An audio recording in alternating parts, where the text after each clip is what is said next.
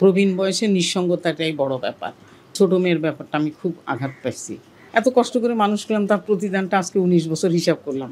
এখানে ৪ বছর হয়ে গেছে আমার। ওয়ালটন ফ্রিজ কিনে অনেকের মতো আপনিও হয়ে যেতে পারেন মিলেনিয়াল। সেরা পণ্যের সেরা অফার। মেয়েরা আজকে ১৯ বছর বাইরে বিয়ে হয়ে চলে গেছে। ওরা একবার এখানে পড়াশোনা করছে, ঢাকা ইউনিভার্সিটি বুয়েট থেকে পাশ করে ওদের জামাইদের সাথে ওরা চলে গেছে। মানে সেই ১৯টা বছর যে একটা নিঃসঙ্গতা লাইফ। তো আমি মানে এখন যাই, বোনদের বাসায় যাই, ফ্রেন্ড সার্কেল আছে ওদের বাসায়ও যাই, কিন্তু এখানেও আমি রুমটা রাখলাম কিছুটা নিঃসঙ্গতা কাটাইতে। যদি ওরা থাকতো অবশ্য তাহলে আমার প্রয়োজন ছিল না, আমি অবশ্যই ওদের সাথে থাকতাম, মানে ওরা আমার পাশের ফ্ল্যাটে থাকতো। কিন্তু না, সেটা উপায় নেই। আমি নিজের ফ্ল্যাটে থাকি আর বাকিগুলো ভাড়া, 3টা ভাড়া দিচ্ছি।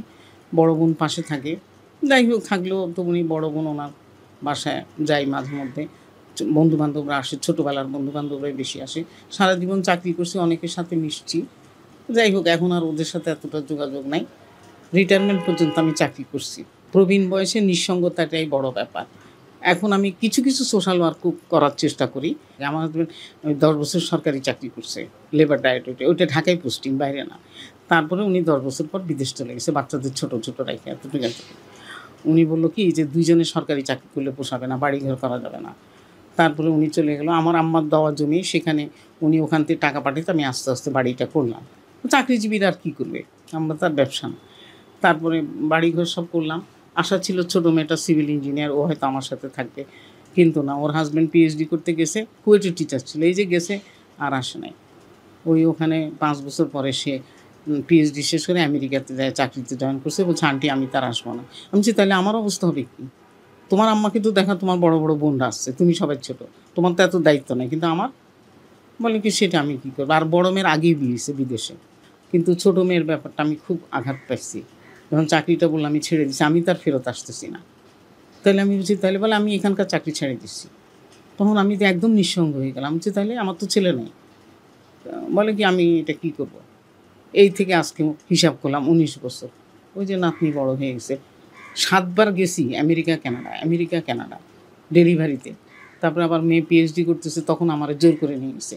বলে কি আন্টি আপনার জন্য ডরমেটরি ঠিক করছি, কী সুন্দর ডরমেটরি, 2টা রুম, কী করব, বাধ্য হয়ে গেছি।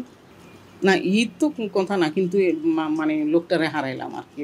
ভালো মানুষ থেকেও মানে উনি তো আর আমাদের সাথে থাকতো না। ওই 1 মাস এসে যা পারতো মিউনিসিপ্যাল ট্যাক্স সব দিয়ে যেত, মানে আমাকে রিলিফ দিত ওইসব কাজে।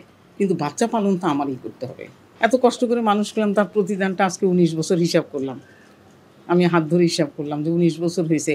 ওখানে ডেলিভারিতে গেছি, তাও ডেলিভারিতে আমাদের জেনারেশনটা থাকে না, যাদের 2টা একটা ছেলে মেয়ে, যাদের 8-10টা বিয়ে 40 বছর আগে গেছে তারা থাকে। তাদের সাথে আলাপ হয়েছে। এক বাসায় দাওয়াত খেতে গেছিলাম, জামাই দাওয়াত করছিল। কখন ওইখানে চলে যাওয়ার জন্য বলছে? বারবার বলে জামাই তো মানে বারবার বলতেছে, হ্যাঁ বলে কি আন্টি আপনার তো কোনো ছেলে নাই, আপনি আমাদের সাথে থাকেন। আমি বলছি শোনো, আমি কোনো কথা শুনতে চাই না, আমি নিজের ফ্ল্যাটে মরবো। আম্মা ও আজকে তো তোমাদের ঈদ না? ও আচ্ছা মনে পড়তেছে, আজকে তো ঈদ, আমাদের তো অফিস খোলা, বাচ্চারা স্কুলে চলে গেছে। তাহলে আম্মা কিছু কেনাকাটা, কী কেনাকাটা করবো? কেনাকাটা করার মতো কী আছে? তুমি হঠাৎ করে তোমার মনে পড়ছে যে আজকে ঈদ? আর তোমার বড় বোন তো আমার ফোনই দেয় নাই, বলছে যে আমাদের তো অফিস টফিস সব খোলা, আমার খুব ঝামেলার মধ্যে আছে, খুব ঝামেলার মধ্যে। ও তোমরা হ্যালোইন ডে করো, তোমরা ক্রিসমাস করো, কিন্তু তোমরা ঈদের দিন তোমাদের ছুটি নেই। তুমি গাড়ি চালাতে আমার ফোন করো, কতক্ষণ কথা বলতে পারবে? একটুখানি কথা, কারণ অফিস আসলে বলবো আম্মা এখন ফোনটা রাখি।